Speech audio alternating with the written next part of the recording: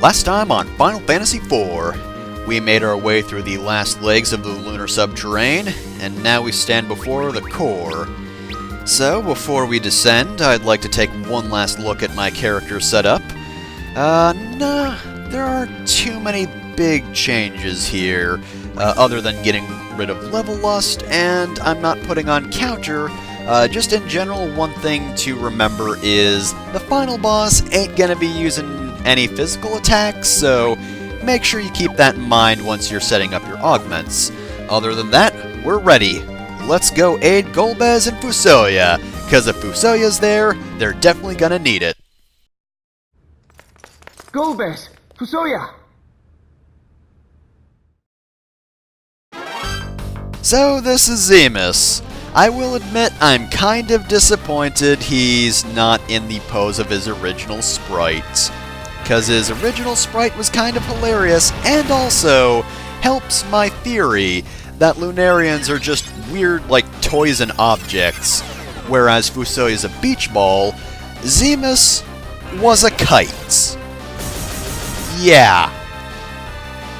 Come on, he definitely looks like a kite, right? Like, in all of the art other than his DS model. He's definitely a kite. Alright, so Golbez and Fusoya are just lobbing spells at him, and I really can't wait for Zemus to get some dialogue. Again, he's a kind of boring villain, but these lines are so good. In the Game Boy Advance version, Zemus gets the best line. It's kinda similar to this, except it's a very dry, die trying. I love that. Die trying. Period. The runner-up, however, is the SNES version, in which Fusoya starts with, "Do the Meteor now!" as though it's some kind of dance craze. Golbez's response is, "I'm ready," and Zemus's response is shouting, "Silly!" No, seriously, silly, with an exclamation point. It's hilarious! The big imposing villain just shouts silly at Fusoya's dance moves.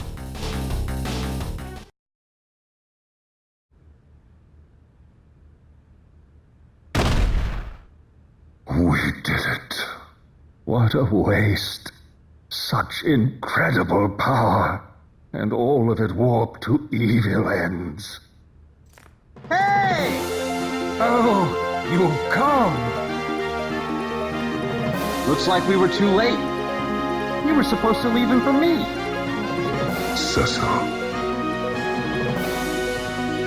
Cecil.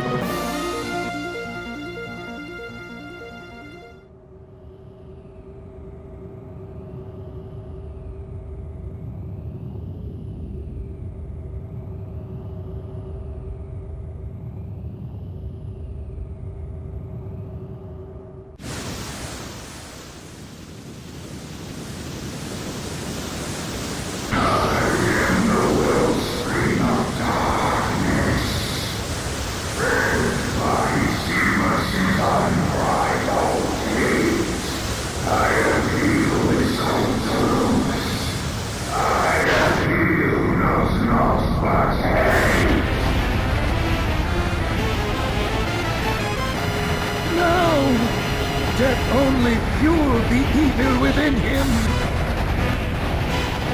Zemus, no, Zeromus.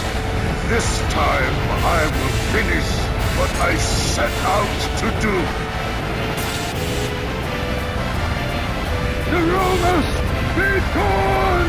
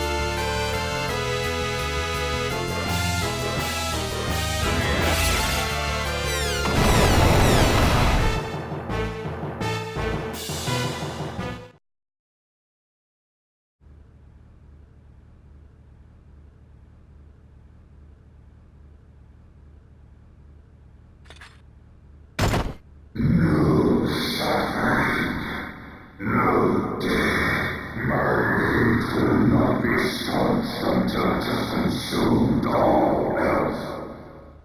You shall be next. Come, pass into this darkness I have brought.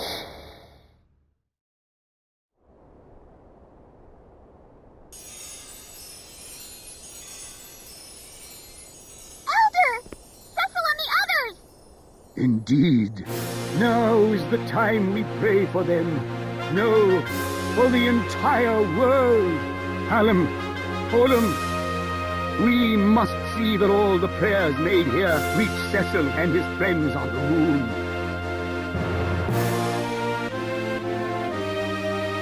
Cecil, my friend, this is your chance. Please have courage. We'll all be waiting for you! Return safe. For the sake of the whole earth. Rise up! Our prayers are with you. Come on, you can do it! Cecil! Everyone!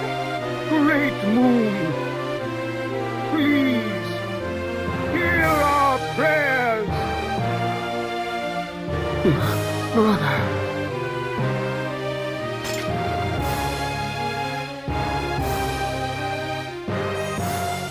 Cecil, it must be you.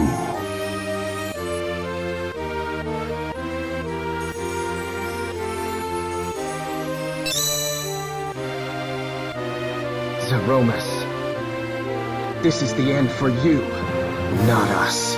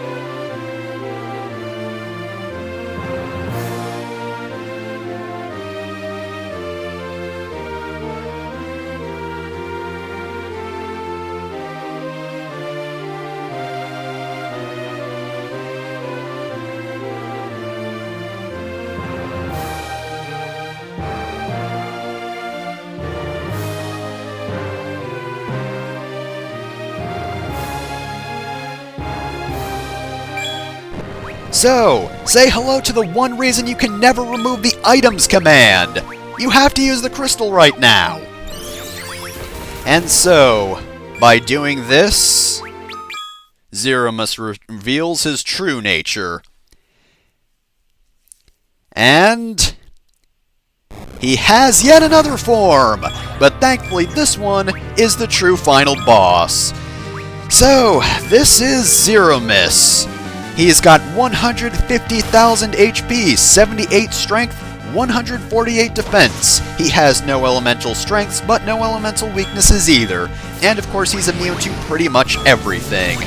So, he started the battle off with Black Hole. All magical effects are nullified. We're gonna want to avoid that. Now, there is a very specific strategy I have in mind for this battle. I'm gonna go all out. Reason being, this is technically a 3-phase fight. Phase 1 occurs when he has more than 90,000 HP. His attack order is as follows. Black Hole, a blank space, which is basically he'll shake around and that means he's about to do an attack. Big Bang, which is his big attack. Black Hole, Osmos, Disrupts, Big Bang, and then he'll do absolutely nothing, not even shake. Big Bang, Osmos, and then back to the start. You want to avoid Big Bang, because Big Bang hurts. Now, Phase 2 occurs when he's between 30,000 HP and 89,999 HP. He will use Osmos, he will shake, use Big Bang, Black Hole, Flare, Osmos, Black Hole, then nothing, then Big Bang, then back to the start. And, once he's under 29,999 HP, he will begin using Meteor, Osmos, and Whirl, a very dangerous attack pattern. Now, the thing is... Oh, here we go, here's Big Bang. This is gonna sting, but on the bright side, this is why I have the Phoenix augments. So, we're gonna have to revive Cain and then give him some more MP, because otherwise, we can definitely take quite a beating, and if Cain doesn't recover his MP, then everything's gonna go downhill. We also have to remember that Big Bang also causes the sap status effect, so if you're not out and out killed by him, well, you're still gonna be losing some HP. Thankfully, Rosa, along with her HP increasing augment and Cecil just being Cecil, are able to survive it. If Rosa drops, you're gonna be in for a bad time. Now, you might be wondering, why is Brute forcing this such an effective strategy? Well, basically, I want to make sure that he does not use Black Hole again. So, I want to force him into his second phase and his third phase before he uses Black Hole, because if he does that, we're already down on buffs just due to the fact that he knocked out 3 of our characters, but the less I have to do between that, the better. Of course, we also want to prevent him from using Big Bang as much as possible, but since it does occur so close to the start of each pattern, it's kind of unavoidable at times. And of course, once we get to Phase 3, he starts right off with Meteor, no interruptions between any of his attacks. Osmos is also dangerous just because, of course, as I mentioned before, Cain needs his MP, Rosa also needs her MP. However, here's one thing I kind of dislike about the battle. Zeromus counters both black magic and summons. I think he'll only use Bio in response to either of those, but that's still not something I need at all. I feel like Zeromus punishes black magic way too much. I think he also absorbs Meteor, but not Flare, just because Meteor, as Rydia's strongest attack, would kind of decimate him, so it just doesn't work at all. But yeah, I feel like they cripple Rydia way too much here, so she kind of has to play support completely, and oh shit. And we're at Meteor phase, meaning, yep, everyone... Oh, Rydia survived, so yeah, 2 of our characters dropped like rocks, so we have to work fast now, because of course it's not going to be long before he does that again. He'll use Osmos, which of course drains your MP, which is not good, then he uses Whirl, which will lower your HP. If he gets to that point, make sure to heal, because if you don't, Meteor will destroy you. Thankfully it doesn't inflict sap, so there's one advantage to that over his signature attack, Big Bang. And boom, knife. Yep, I was saving the knife for that occasion. I mean, why not, right? Save it for Zeromus's ugly mug, and ooh, this is where it gets bad. Zeromus, you don't even need that MP anyway. Why are you stealing it? Oh well, as long as Cain stays up, it's fine. Oh wait, Ultima, motherfucker! Yeah, I forgot about Twin Cast, didn't you? And that's the end of him. So, by the way, this battle does not go nearly that easily if you don't have the correct augments. This was my first time beating Zeromus, because I never had an augment set up as good as this before. Otherwise, this is a very punishing battle.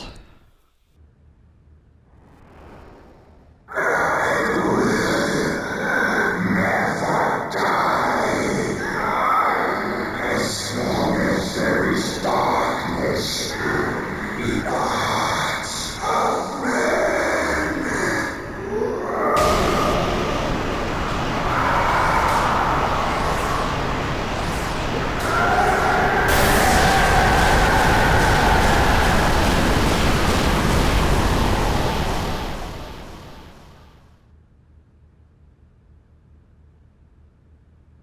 You've truly done it. I'd no idea there was such strength in you. You of the Blue Planet may have already grown more powerful than we of the Moon. It does rather look that way, doesn't it? But what of the final words Aromas spoke?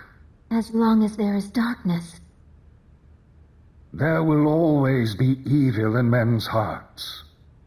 We all of us bear a touch of darkness, just as surely as we bear light, much as with the twin sets of crystals.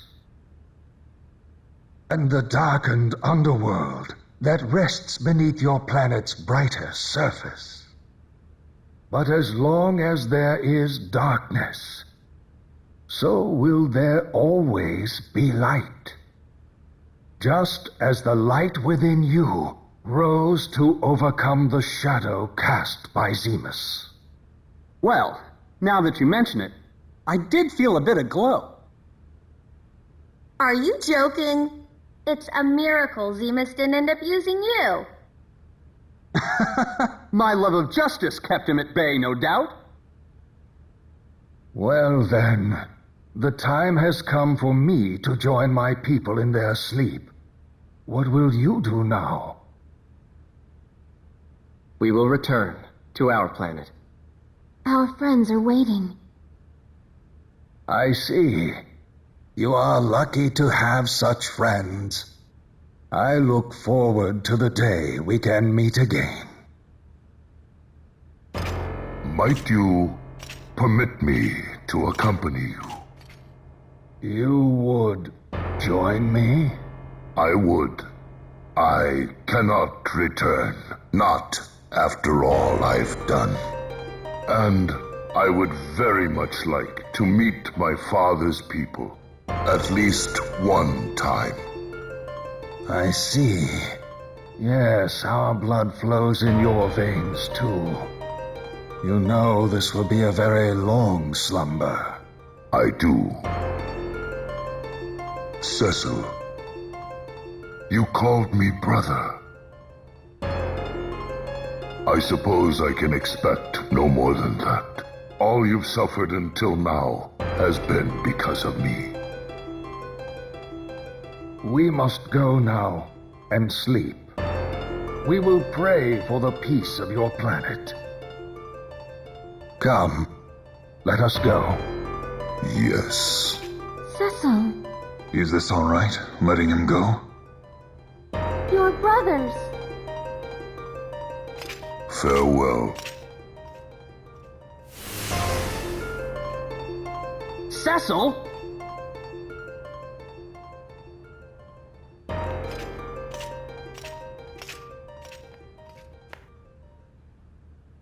Farewell,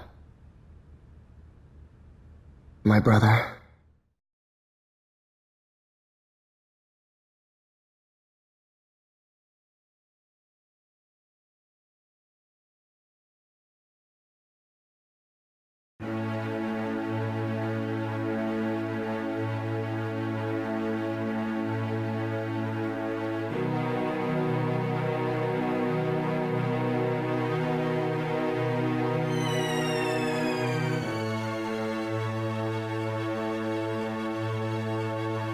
Wow, how fast are those planets rotating? Holy shit!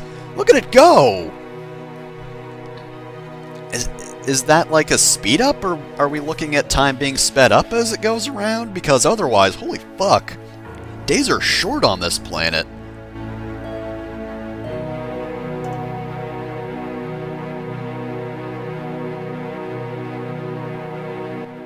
it's almost been half a year in only a few seconds. Jeez.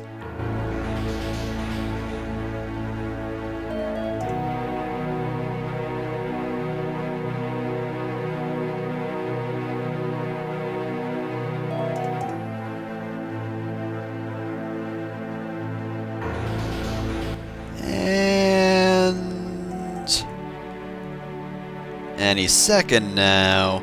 Come on, get back on screen. And a year has passed. And Cecil and the others still haven't left the lunar subterrane.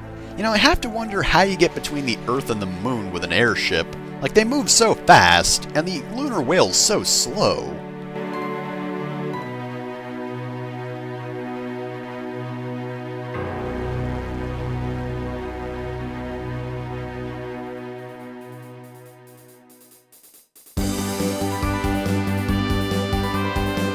Wait, we're still on the ship! Ah!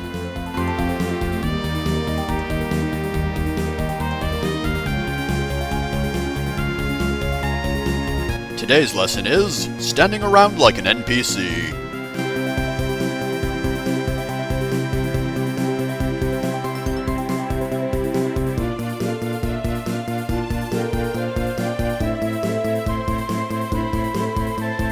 By the way, this is a plot point.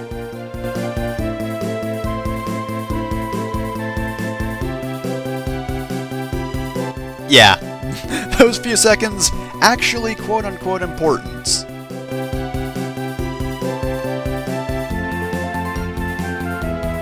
You do realize Tello was cursed to never get over his grief and be filled with a horrible vengeance that he could never fulfill until the end of his life, right?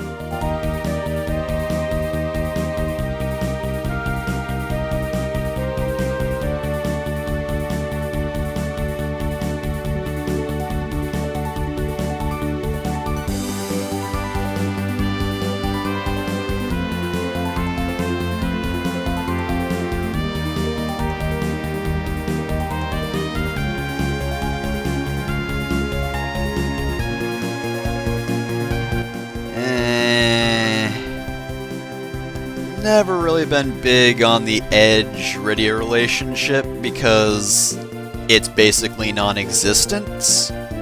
Like, he has a crush on her, but she doesn't care, so it's completely one-sided and also completely uninteresting.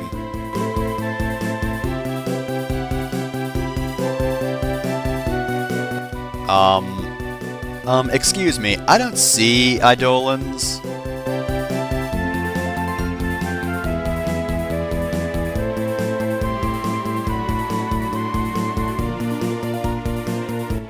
Yeah, you might want to start with that, Rydia, because, to be fair, Eidolons are pretty rad. I mean, maybe they're jealous of your green hair, but other than that, their differences are pretty cool. I mean, look at fucking Bahamut, he's a goddamn dragon. That's different from a human, but fucking cool.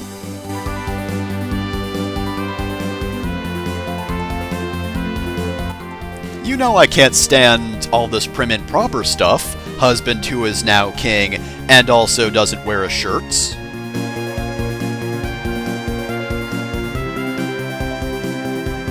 Also, I'd just like to point out that the former king is just standing there, doing nothing.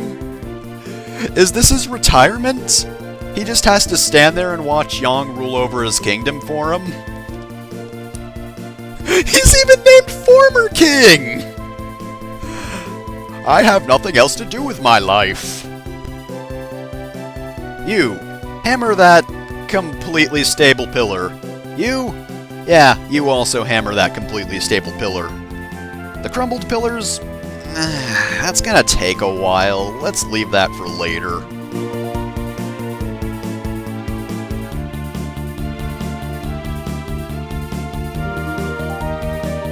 Also, you do remember that that's the song that turns you into frogs, right guys? You shouldn't want to hear that one.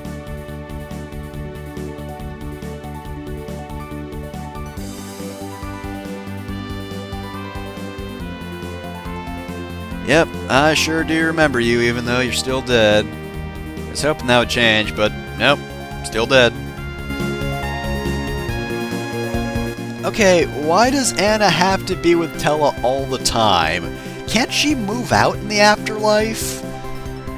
Like, in the after years as well, Anna and Tella are always together. Like, she died, and then he died, and they have to share the same afterlife house. That seems a little bit unfair. I mean, I'm glad they have a good relationship, but that's gotta suck to have to live in the same house as Tella, right? Especially if he goes on a whole vengeance spiel again. Or spiel, or however that's pronounced. And or spelled. What if he just does that? He seems like the kind of old man who would just be angry over and over again. Even when he has nothing else to be angry about, he'll find something to be mad about.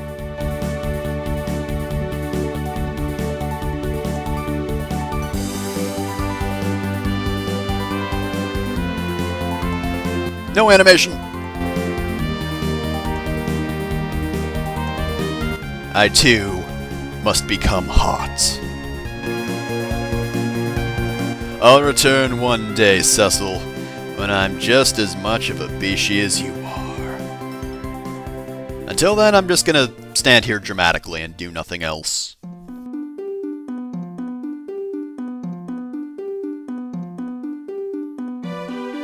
I just realized I can't actually see into the telescope. The distance and the angle are all wrong.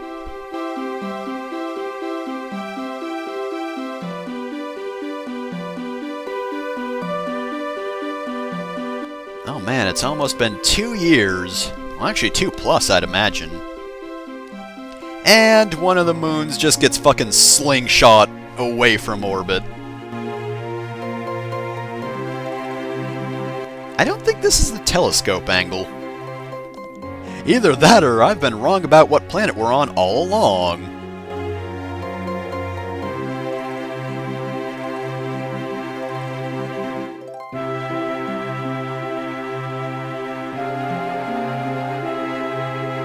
Sir, you've been standing there for half a year. I just wanted to show you a comet that looked pretty cool, but if you're gonna do that, then you should probably eat. It's been months. And then they were smashed by the moon.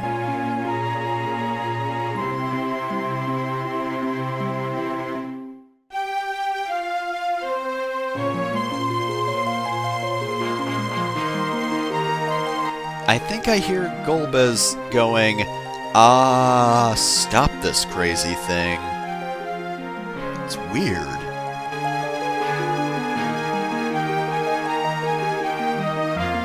Oh yeah, Sid exists.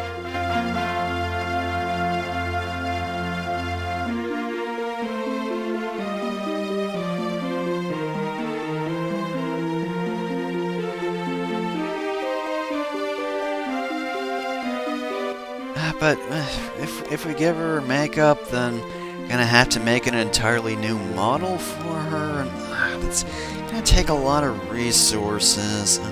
I guess if we have to, but gonna have to cut back on the Cecil model then, if that's the case.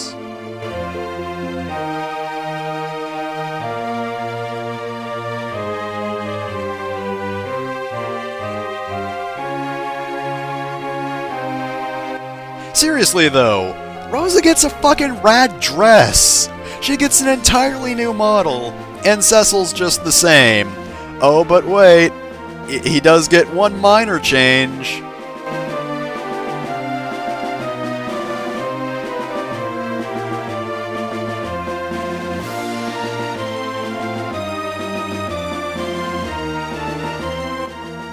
Yang, couldn't you wear a shirt for once? Come on, man, this is a coronation. Who invited the literal babies? Oh, Palom just hostily took over Baron. Guess we're going to have to oust him. It's gonna be a very violent battle, but yeah, he was asking for it. Also a plot point. It's a stupid plot point. Luca and Rydia are a far better couple.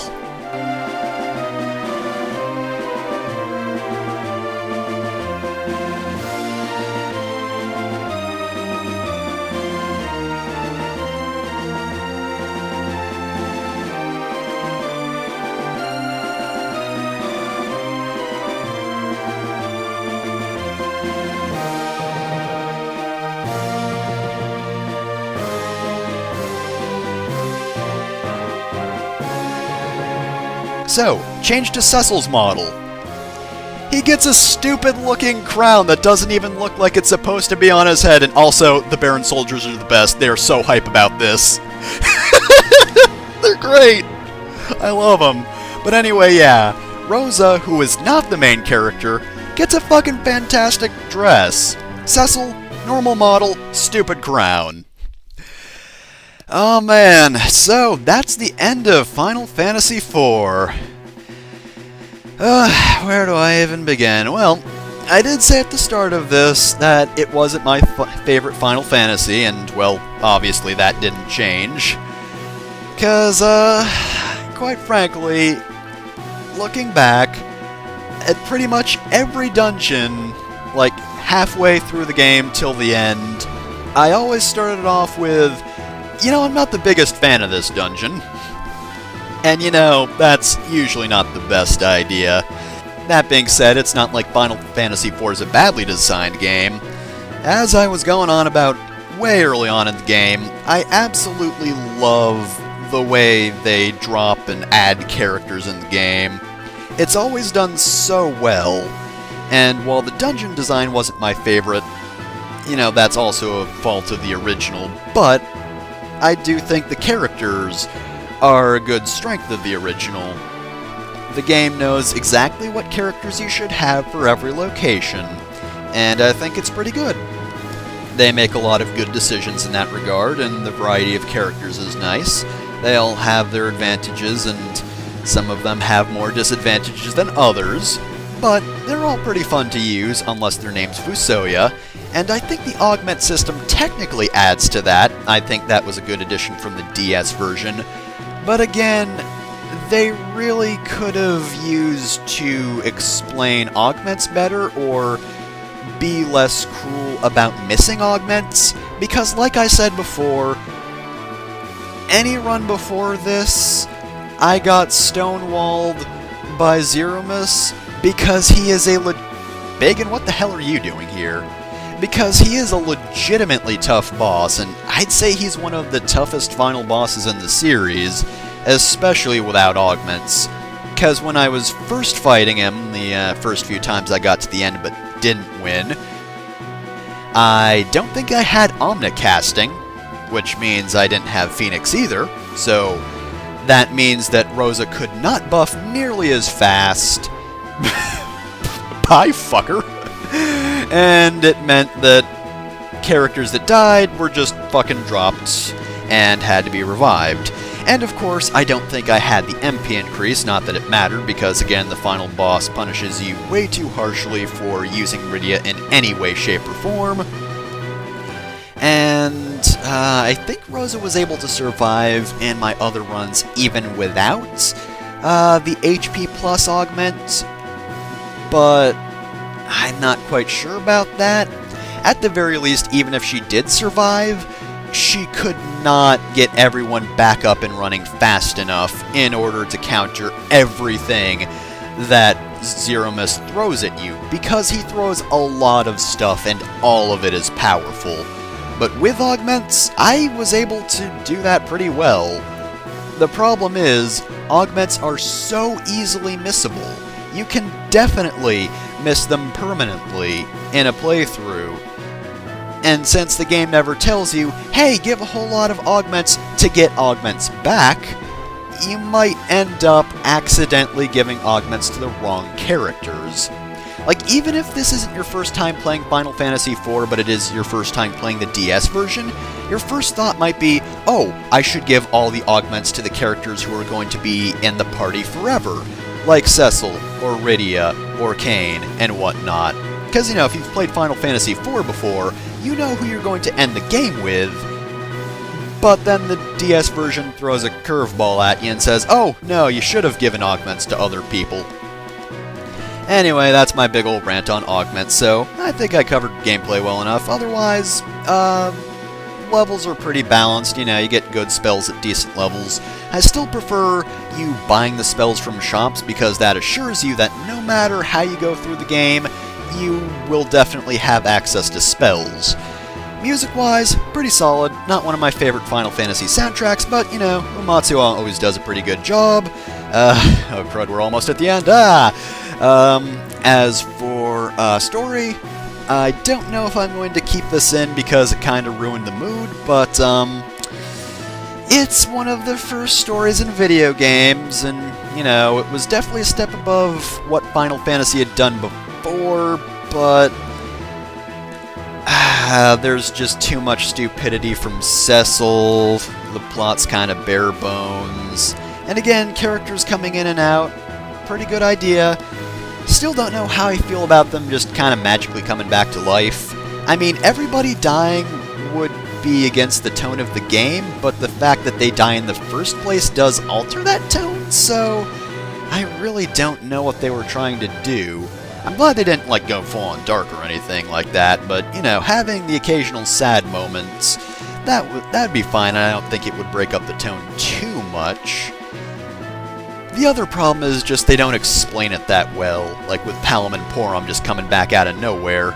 It makes sense, but they still do it in a way that feels like it was just sprung out of nowhere and doesn't make sense. Like, oh yeah, there was just a spell cast on them to remove the spell that they cast on themselves, despite the fact that they had established before that that wasn't possible, but no, the Elder just does it better. It's stuff like that that's just... there are just a lot of plot conveniences and whatnot. And, again, Cecil, he's so stupid. All he can really do is battle. Like, that's the one thing he ever succeeds in. And I get that the villain has to succeed in order for the plot to move on. But come on, a trapdoor? Really? And then getting punked by Kain, stuff like that. Oddly enough, though, despite the fact that Final Fantasy IV was such a success, they dialed back the story for Final Fantasy V, though in ways I do appreciate. I don't want to talk about that too much now, but it is really weird how Final Fantasy IV, or Final Fantasy II as it was, to other regions originally. It's really weird how that didn't quite stick. But, hey, I guess they did want to change it overall. They didn't want to stick with the same kind of story and the same kind of tone for every game, and I appreciate that because, again, Final Fantasy IV did do a lot for the series. It established a whole lot of stuff, but it's kind of bare bones and definitely not my favorite. But, especially with a DS version, I do really appreciate it, and it is a fun game to play through, just as long as you have an augment guide. So, that's it for Final Fantasy IV. I've been Fefner Masamune. I hope you enjoyed that, and I'll see you next time for whatever I do next.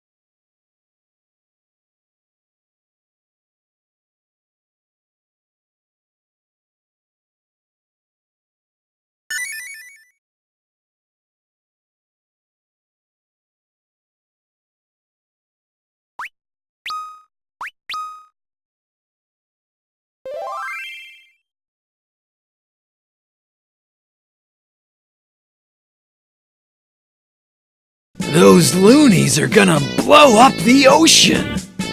We'll blow up the ocean!